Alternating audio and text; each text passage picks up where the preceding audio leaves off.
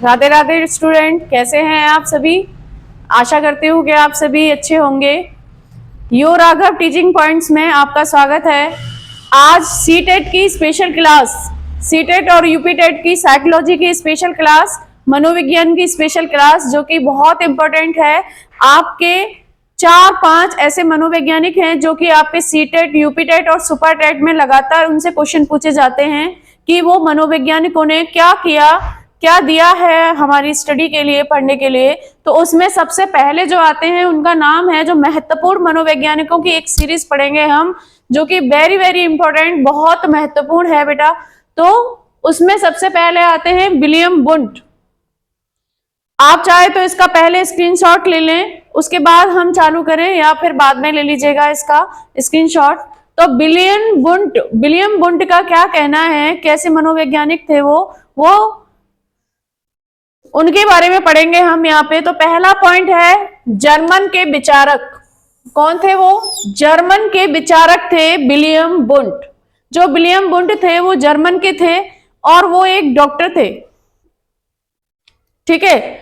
तो उन्होंने अपना शोध किया इस पे, सब्जेक्ट पे, साइकोलॉजी पे, और उन्होंने बताया कि इन्होंने खुद को दुनिया का पहला, उन्होंने क्या बोला, उन्होंने कहा कि मैं दुनिया का पहला मनोवैज्ञानिक हूं। विलियम वुंट ने क्या बोला? इन्होंने खुद को दुनिया का पहला मनोवैज्ञानिक कहा। कहाँ के थे वो? जर्मन के विचारक थे विलियम वुंट, जिन्होंने अपने आप को दुनिया का सबसे पहला मनोवैज्ञानिक कहा। और उन्होंने क्या थ्योरी दी? इन्होंने बताया कि मनोवैज्ञानिक ना तो पूरी तरह से विज्ञान का हिस्सा है और ना ही दर्शन का हिस्सा है। इसका मीनिंग, उन्होंने कहा, वो खुद एक शारीरिक डॉक्टर थे, तो उन्होंने क्या बोला कि साइकोलॉजी जो है वो ना तो मनोविज्ञान, ना तो पूरी तरह से विज्ञान का हिस्सा है और ना ही वो दर्शन का हिस्सा है।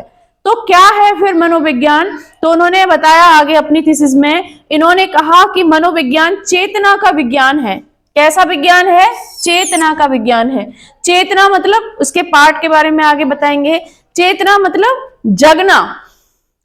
हम अभी घर पे अपने सोए हुए हैं और हमारे घर पे रात को चोर आ गए और हमारा सामान ले गए, अड़ोसी पड़ोसी के यहाँ पे चोरी हो गई। तो अगर हम जगे ही नहीं है तो हमें कैसे पता चलेगा सुबह हल्ला हो रहा है कि भाई चोर आए थे, उसकी भैंस खोल ले गए, उसका ये सामान चोरी कर ले गए। तो हमें जब चेत ही नहीं है, चेतना का विज्ञान है मनोविज्ञान, तो हम बताएंगे क्या? तो इन्होंने क्या बोला कि जो मनोविज्ञान है वो क्या है? चेतना का विज्ञान है। किसका विज्ञान है वो? चेतना का विज्ञान है, ठीक है। इनको संरचनावाद का जनक माना जाता है। 1 नंबर में, 5 नंबर में इनके क्वेश्चंस आते हैं, हर बार आते हैं, सीटेट में रिपीट कर करके इनके क्वेश्चन होते हैं। तो उन्होंने क्या बोला कि इनको संरचनावाद का जनक माना जाता है। किसका? संरचनावाद का जनक माना जाता है, क्योंकि इन्होंने बोला कि मानव चेतना की एक संरचना है। मानव चेतना जो है वो क्या है? मानव की जो चेतना है, मानव की जो चेतना है वो क्या है? संरचना है, ठीक है। जब हम अपने होश में ही नहीं होंगे तो बहुत सारी चीजों को गवा बैठेंगे, चाहे वो हमारे घर का सामान हो या अड़ोसी पड़ोसियों के घर की चोरी। तो हम चेत नहीं होगा तो हम बहुत सारी चीजें कैसे कर सकते हैं? तो जो भी मनोविज्ञान को उन्होंने कहा कि ना तो ये पूरी तरह से विज्ञान है और ना ही ये दर्शन का एक पार्ट है, तो ये है क्या? ये है चेतना का विज्ञान जो अभी बोला जाता है। तो एक बार इनका रिकैप देखेंगे। जर्मन के विचारक थे विलियम वुंट, जो वेरी इंपॉर्टेंट मैंने यहाँ पे लिखा हुआ है। विलियम वुंट पहले, इन्होंने खुद को दुनिया का पहला मनोवैज्ञानिक कहा है। इन्होंने बताया कि मनोविज्ञान ना तो पूरी तरीके से विज्ञान है और ना ही वो दर्शन का हिस्सा है। तो क्या है मनोविज्ञान? मनोविज्ञान है, उन्होंने बताया कि, इन्होंने कहा कि मनोविज्ञान क्या है? चेतना का विज्ञान है, ठीक है। इनको संरचनावाद का जनक माना जाता है क्योंकि इन्होंने बोला कि मानव चेतना जो है वो एक संरचना है। तो उन्होंने बोला कि ना तो जो मनोविज्ञान है वो ना तो विज्ञान है, पूरी तरह से विज्ञान की शाखा है, और ना ही वो दर्शन का पार्ट है। तो वो क्या है? उन्होंने बताया अपनी थीसिस में कि वो चेतना का विज्ञान है। मनोविज्ञान क्या है बेटा? चेतना का विज्ञान है। अगर आप अपने माइंड से सोचेंगे नहीं, अगर आप जागेंगे नहीं, अगर आप चेत नहीं करेंगे तो आप कुछ भी नहीं कर सकेंगे।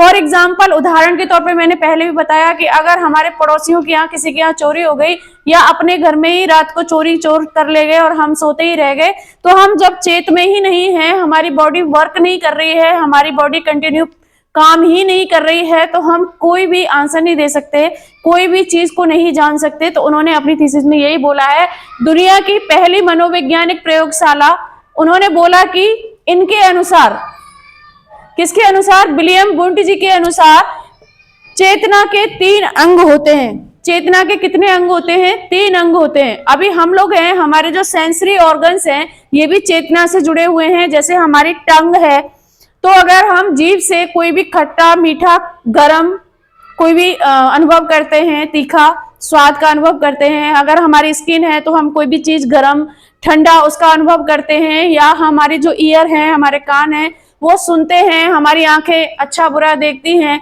तो ये सारी क्या है, ये सेंसेस चेतना का ही पार्ट है। इनके अनुसार चेतना के 3 अंग होते हैं, संवेदना, भाव और प्रतिमा। ठीक है, अगर हमारी आंखें देख रही हैं, हमारी टंग अगर अनुभव कर रही है, अगर हमारा भाव कोई भी बुरा अच्छा कुछ कर रहे हैं और अगर वो उससे हमें पता चल रहा है कि हमारे साथ गलत हो रहा है या हमारे साथ अच्छा हो रहा है, तो ये भाव हो गया। और संवेदना, जब हम कोई भी चीज टच कर रहे हैं और हमें कड़वे का, हमें खट्टे का, हमें मीठे के स्वाद का पता चल रहा है, या हमारी स्किन को टच करने से गर्म का, ठंडे का पता चल रहा है, तो वो क्या होती है, संवेदना होती है। भाव, अच्छा बुरा अनुभव जो हमारे जीवन में घटित होता है और उससे हमारे जो भाव आते हैं, कोई भी चीज अच्छी हुई हमारे सामने तो हमारे अंदर अच्छे भाव आएंगे, और हमारे साथ कुछ गलत हुआ तो हमारे अंदर गलत भाव आएंगे, हमारी गलत, नेगेटिव, नकारात्मक हमारी सोच होगी। और प्रतिमा, जैसे हमने पहली बार कोई भी बिल्डिंग देखी, जैसे फॉर एग्जांपल हमने ताजमहल को देखा और हमने कहा अरे वाह बहुत सुंदर है, और उसके बाद कई सालों के बाद वो पिक्चर आई तो हम तुरंत क्या बोलेंगे उसको, अरे ये तो मैंने देखा था, ये तो ताजमहल की पिक्चर है। हमने कोई लाल किला देखा तो हम वहां गए घूमने के लिए और कुछ समय व्यतीत हो गया, हमने नहीं देखा, और फिर अचानक से उसकी पिक्चर हमारे सामने आई तो हम क्या कहेंगे, अरे ये तो हमने देखा हुआ है, यहाँ तो हम घूमने गए थे, है ना। तो ये क्या होती है, ये प्रतिमा है। तो उन्होंने यही बोला है कि जो मनोविज्ञान है वो चेतना है।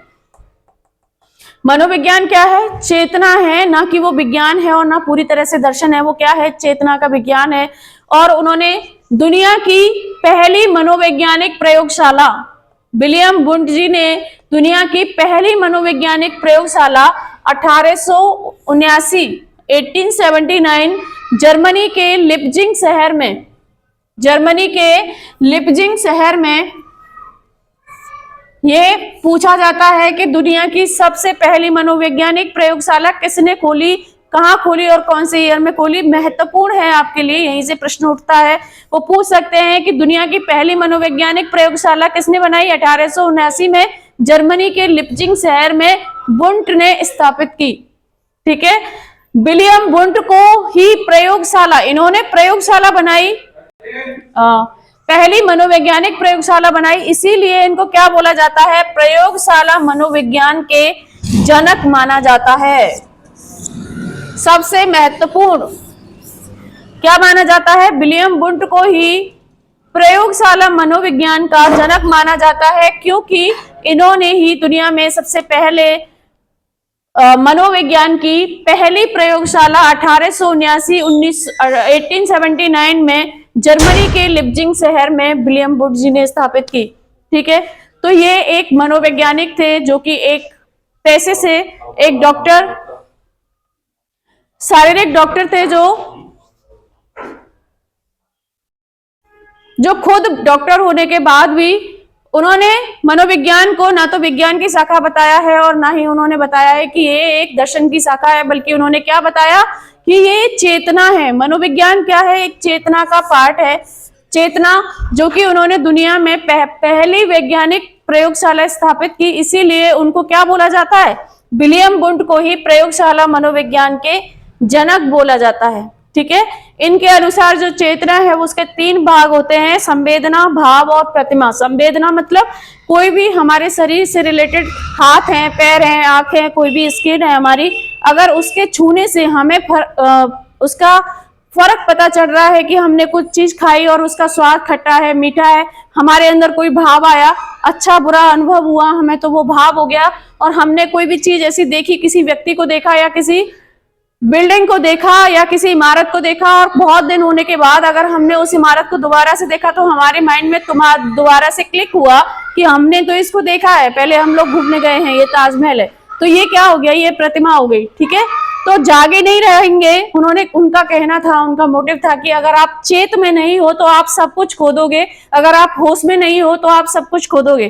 तो होश में होना बहुत जरूरी है, चेत में होना बहुत जरूरी है। तो उन्होंने क्या बोला है बच्चों के लिए कि ये मनोविज्ञान जो है वो क्या है, एक चेतना का विज्ञान है, ना कि वो विज्ञान और दर्शन का पार्ट है। Thank you.